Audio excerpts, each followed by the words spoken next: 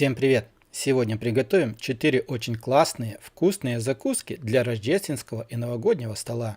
Делается все легко и просто, а получится очень-очень вкусно. Рекомендую досмотреть ролик до конца, и я уверен, что вы выберете для себя что-то новенькое и очень вкусное. Сегодня будем готовить необычное мясо, точнее мясной рулет по старому бабушкиному рецепту. Для начала нам понадобится кусок мяса, не жирного, но так, чтобы он хорошо подходил на отбивные. Нарезаем 4 куска, примерно толщиной 1,5 см. Мясо у меня сегодня свиное, но также можно использовать и говядину. После того, как понарезали мясо, его нужно накрыть пищевым целлофаном, взять молоток для отбивных и отбить с двух сторон. Мясо примерно должно будет увеличиться в 2-2,5 раза в объеме. Затем отбитый кусок мяса нужно немножко поперчить и посолить, а после того взять руками и вот так вот как будто бы втереть перец с солью прямо в мясо. Такую процедуру нужно проделать с двух сторон. Затем укладываем мясо в тарелку и точно таким же образом поступаем с остальными кусками мяса. Все куски мы будем складывать стопкой и пускай вот так вот оно немножко промаринуется. И точно такую же самую процедуру мы будем проводить с куриным филе. Нам понадобится 2 филешки одной курицы. Филешки мы будем разрезать вдоль на 2-3 части. Это как у вас получится, и все будет зависеть от того, какой величины у вас филе. Точно так же мы накрываем куриное филе пищевым целлофаном, берем молоток, маленькими зубьями стараемся отбить, тоже чтобы мясо увеличилось в объеме примерно в 2-2,5 раза. Но смотрите, не перестарайтесь, чтобы в мясе не было дырок. Дальше каждый кусок мяса нам точно так же с двух сторон нужно будет поперчить, посолить. Соль с перцем нужно будет руками опять-таки втереть в мясо, чтобы оно хорошо пропиталось. И опять все будем укладывать стопкой, чтобы оно все промариновалось в собственном соку. Ну а затем нам понадобится терка и 3-4 зубчика чеснока. Чеснок нужно будет натереть на мелкую терку. Натертый чеснок пока что отставляем в сторонку. Ну а дальше нам только остается собрать наш рулет вместе. Берем пергаментную бумагу, застилаем разделочную доску, берем свиное мясо, то, что мы отбивали на отбивные, и вот таким вот способом будем укладывать одно на второе, так сказать, лесенкой, чтобы когда мы будем сворачивать, у нас был хороший зацеп, как будто бы было одно сплошное полотно из мяса. Затем нам нужно взять чеснок и постараться равномерно распределить его по всей поверхности свиного мяса. После чеснока нам нужно взять целые зерна горчицы и тоже распределить их по всей поверхности свиного мяса. И только после этого мы будем раскладывать куриное мясо. Смотрите, куриное мясо нужно раскладывать будет поперек того, что мы разложили свиное мясо. Это для того, чтобы был более хороший сцеп и более хорошо держался рулет. Раскладываем полностью все мясо. Если у вас оно будет лишним, его нужно будет разложить полностью все, даже если это займет у вас 2 слоя, так как у меня. А затем берем аккуратно вот так вот за пергамент и стараемся свернуть ровный, красивый, аккуратный рулет. Пергамент в мясо сворачивать не нужно, нужно просто сделать так, чтобы мясо не разлетелось. Получилось все аккуратно и более-менее ровно. Ну а далее в этот же пергамент нам нужно постараться завернуть полностью весь рулет. В этот момент старайтесь сделать так, чтобы получилось все как можно более поплотнее. Затем берем нитки и полностью хорошо обвязываем весь рулет. Если же вы это не сможете сделать сами, попросите, чтобы вам кто-то помог. Ну и вот как-то так у меня получилось перевязать рулет нитками. После этого, как вы проделали такую процедуру, перекладываем мясо на противень и отправляем полностью все в духовку, разогретую до 200 градусов, ровно на 1 час 20 минут. Через час 20 достаем хороший, красивый, пропекшийся уже рулет. Наверх на рулет вот так вот прямо в противень укладываем разделочную доску, а наверх на доску нам нужно установить какой-то пресс. У меня это будет 3-литровая банка с закруткой. И в таком вот положении нужно вот это все будет оставить минимум на 3-4 часа. Если это простоит у вас целую ночь, будет даже лучше. Ну что ж, у меня прошло ровно 4 часа. Разрезаем нитки, убираем полностью все нитки и разворачиваем с пергамента наш рулет. Как видим, мясо от пергаментной бумаги отстает очень хорошо, очень красиво. Все получилось точно так же, как в детстве делала бабушка. Получилось красиво, аккуратно и что-то похоже немножко на гусеницу. Ну и настал вот этот момент истины. Берем нож и начинаем разрезать наш рулет. Видим, что рулет разрезается хорошо, легко, держит форму, ничего нигде не рассыпается, не распадается. В разрезе такой рулет смотрится просто шикарно. Жиру здесь нет, а такое ощущение, как будто бы вот это белое мясо, это есть сало. Но Все получилось просто вкусно, диетически и не жирно. В детстве мы очень обожали такой вот рулет у бабушки. Это было самое любимое блюдо не только на праздничном столе. Бабушка старалась нас всегда таким баловать. А сейчас приготовим очень необычную, недорогую и очень-очень вкусную закуску на праздничный стол. А для начала нам понадобится несколько штук отваренных шампиньонов. У меня были такие маленькие, и я использовал примерно 10-12 штук. Нам их нужно натереть на самую мелкую терку. Если не хотите возиться с теркой, их можно будет просто пропустить через мясорубку. Натертые грибы на несколько минут отставляем в сторонку. Далее нам понадобится 4 куриных яйца, отваренных вкрутую. Их нужно будет разделить на белки и желтки. Белки мы пока что отставляем в сторонку, а желтки нам нужно натереть на ту же самую терку, что мы натирали шампиньоны, и сразу же в ту же самую тарелку. Вот это все нам нужно немножко посолить и поперчить. Соль и перец, как всегда, добавляйте по своему вкусу. И добавляем к шампиньонам и желткам примерно 1 столовую ложку майонеза. Затем вот это все нужно очень хорошо перемешать до однородного состояния. Итак, первая намазка, первый слой у нас уже будет готов. Мы отставляем его пока что в сторонку. Далее нам понадобится глубокая тарелка и 150 грамм твердого сыра. Твердый сыр берите по своему усмотрению. Берите тот, который больше всего любите. Натираем его на мелкую терку. После того, как натерли твердый сыр, в ту же тарелку на той же терке мы будем натирать белки из 4 куриных яиц. Далее нам понадобится еще 2 плавленых сырка. Их мы тоже будем натирать на мелкую терку в эту самую тарелку. Но маленький такой лайфхак. Чтобы сырки не прилипали к терке, нужно взять подсолнечное масло, кисточку и терку с 2 сторон аккуратно смазать вот так вот подсолнечным маслом. Ну и вот посмотрите, после того, как смазали терку, берем сырки и начинаем их натирать. Сырки натираются очень легко и нигде ничего не прилипает. Затем все, что у нас есть в глубокой тарелке, нужно немножко все поперчить. Соль не добавляем, так как у нас 2 вида сыра, я думаю, соли будет предостаточно. Еще в эту глубокую тарелку мы будем добавлять чеснок. Нужно взять 3-4 зубчика чеснока и пропустить их через чесночный пресс. Далее сюда же нужно добавить примерно 2 столовые ложки майонеза. Если же вы не любите майонез, можно добавить греческий йогурт и немножко горчицы. Берем ложку и очень хорошо все перемешиваем до однородного состояния, так чтобы все продукты между собой хорошо перемешались. Ну и дальше приступаем непосредственно к сборке нашей красивой и очень вкусной закуски. Берем небольшой лист пергаментной бумаги. Пергаментную бумагу можно заменить пищевым целлофаном. И нам понадобится еще вот таких вот 12 кружков солями. Солями должна быть именно вот такая вот большая, потому что с маленькой будет очень сложно скрутить рулет. И выкладываем ее вот так вот друг на друга, так чтобы между кусками солями нигде не было ни одного просвета.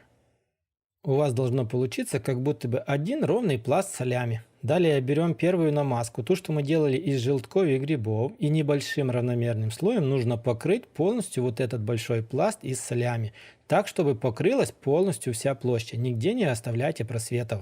И особенно хорошо нужно промазать все края. После того, как нанесли первый слой, берем вторую тарелку и тоже аккуратно стараемся нанести второй слой. Тоже его нужно равномерно распределить по всей поверхности, но делайте так, чтобы слои вам не смешивались, чтобы получился отдельно белый слой и отдельно вот этот немножко темный слой. Второй слой наносится немножко легче, потому что он будет намного толще, нежели первый слой. И после того, как вы хорошо намазали второй слой, нам понадобится еще либо 1 помидор, либо красный болгарский сладкий перец. Его нужно нарезать будет вот так вот соломкой и аккуратно разложить примерно равномерно по всему слою. Я сегодня использую помидор, и если будете использовать помидор, старайтесь раскладывать так, чтобы в нем было как можно меньше сока. Пускай сок лучше останется в тарелке. После того, как вы все пораскладывали, берем за ближний край к вам и аккуратно начинаем сворачивать рулет. Старайтесь сделать так, чтобы он получился у вас как можно плотнее. К пергаменту ничего не будет прилипать, у вас должна будет получиться красивая, равномерная, как будто бы большая колбаска. Затем вот этот получившийся рулет нам нужно свернуть в этот же пергамент, на котором мы его готовили. Нужно свернуть его аккуратно и как можно поплотнее. По краям нужно завернуть так, как будто бы вы заворачиваете конфетку. И в итоге у вас получится как будто бы палка колбасы, завернутая в пергаментную бумагу. Отправляем наш рулет, так сказать, импровизированную большую колбаску в холодильник минимум на 2 часа, но в моем случае он будет стоять целую ночь. А с утра мы посмотрим, что же у нас получилось. Достаем рулет из холодильника, видим, что форму он держит очень хорошо, плотно, разворачиваем его из пергаментной бумаги, берем нож и нарезаем его на порционные куски. Видим, что при нарезании он форму держит хорошо, ничего нигде не разваливается, не разлопывается. В разрезе смотрится рулет очень красиво, а на вкус получается обалдеть как вкусно. А сейчас приготовим необычную селедку. Она получается такой вкусной, что за раз можно все слопать самому. Я уверен, что такая селедочка понравится даже тем, кто ее не любит. Ведь она приготовлена с самым вкусным маринадом, по моему мнению. И когда вы попробуете замаринованную селедку таким способом, она вам покажется в разы вкуснее красной рыбы. Итак, 2 штуки селедки, вес не важен. Нужно отрезать голову, хвост и все плавники. Их нужно будет хорошо выпотрошить и вымыть все внутренности. Затем из этих селечин вынимаем хребет и все кости и делаем филе. Как вы видите, я разделал 2 селечины на 4 вот таких вот филешки. Шкуру тоже снимал. Затем каждую вот эту филешку мы нарезаем на полоски. Толщина полосок должна быть примерно по 2 сантиметра, плюс-минус. Нарезанную кусочками селедку отставляем пока что в сторонку. Далее берем 3 небольшие луковицы, и все их нужно будет нарезать на полукольца. Смотрите, чтобы толщина полуколец была не слишком большая. Ну а теперь приступаем к приготовлению самого вкусного маринада. Берем небольшую кастрюльку, в нее отправляем чуть меньше, нежели столовую ложку соли, небольшую горстку зерен кориандра, примерно 20-25 штук, 10-12 горошин черного перца и примерно столько же душистого перца. 1 гвоздику, ее будет достаточно. Еще я сюда отправляю пол чайной ложки смеси разных перцев. Затем в эту же кастрюльку мы отправляем 4 столовые ложки томатного соуса, либо же кетчупа. Что вам больше нравится, то и добавляйте. Также сюда нужно добавить 1 чайную ложку острой горчицы, 1 столовую ложку с горкой натурального меда. Его можно заменить сахаром, но поверьте, так вкусно, как с медом, не будет. Далее в эту кастрюльку нужно будет добавить еще 60 грамм яблочного уксуса. Если нету яблочного, можно добавить обыкновенный столовый, но в 2 раза меньше. И в самом конце в эту же кастрюльку нужно отправить 120-130 грамм подсолнечного масла.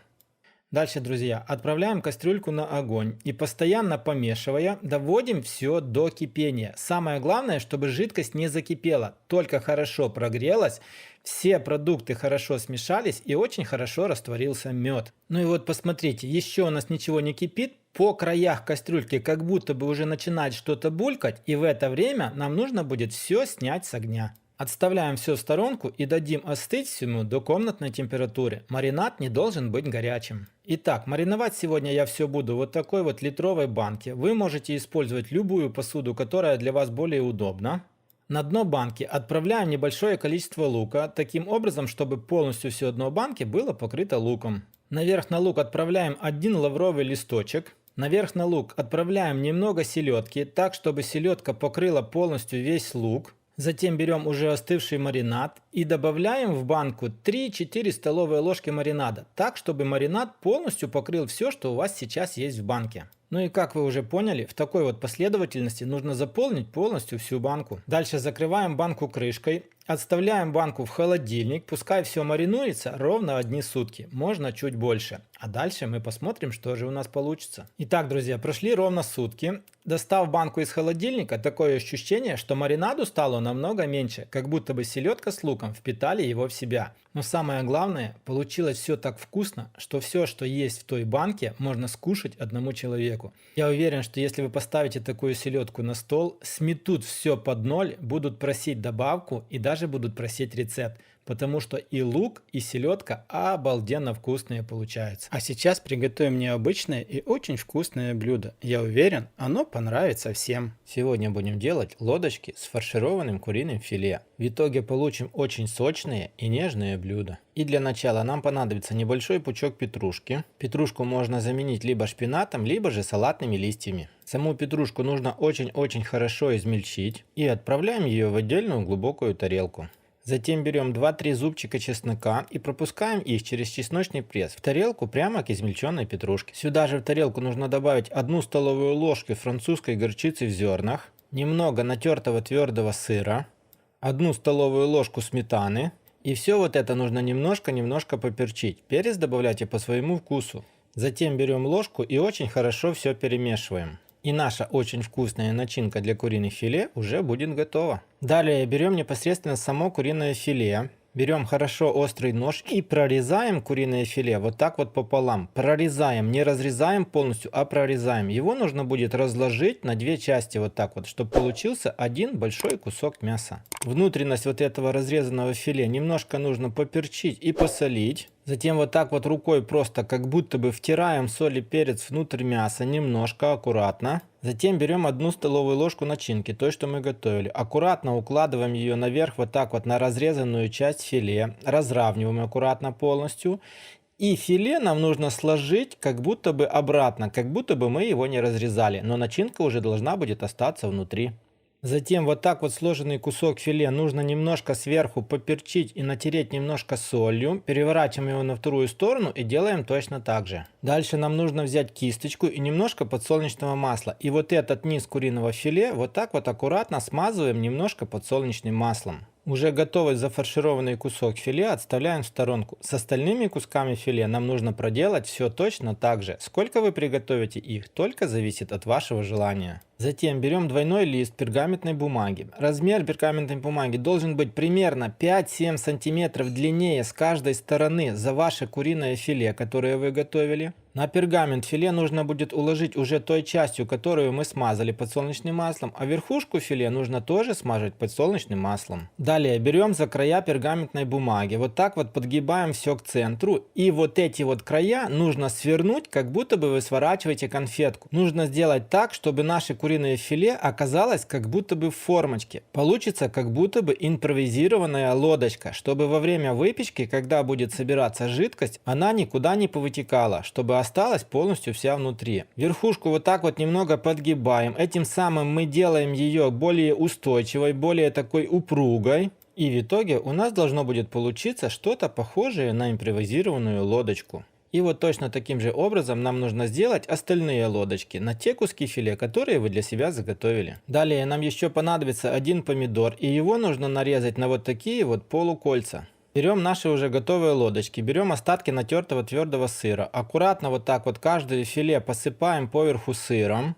Затем на каждую лодочку мы укладываем наверх на сыр половинку нарезанного помидора полукольцами, вот так вот как будто бы лесенкой. А наверх на помидоре опять насыпаем небольшое количество натертого твердого сыра. Аккуратно перекладываем наши лодочки на противень и отправляем его в разогретую духовку до 200 градусов примерно на 35-40 минут. Но смотрите, время выпечки зависит от вашей духовки. Оно может быть либо больше, либо меньше. У меня лодочки простояли в духовке 45 минут. Аромат стоит на пол подъезда. Получились они вот такие вот красивые, ароматные и очень-очень сочные. Смотрите, жидкость по краям как будто бы еще кипит. И, конечно же, непосредственно перед самой подачей нужно все присыпать немножко измельченной зеленью. Так будет выглядеть более красиво и более ароматно. Далее берем тарелку, достаем филе из лодочки. Получается вот такой вот необычный, красивый, аппетитный кусок. Но делайте все аккуратно, потому что все еще горячее. Жидкость, которая осталась, ее можно использовать в качестве подливки к картошке, либо к спагетти. Ну а сыр, который расплавился и остался в жидкости, тоже можно выложить вот так вот аккуратно на тарелку, он тоже очень-очень вкусный. Ну и посмотрите, после того, как вы разрежете вот это вот филе, оно внутри оказывается очень нежное, сочное и очень-очень вкусное. Начинка, которая осталась внутри, тоже очень необычная и придает свой неповторимый вкус.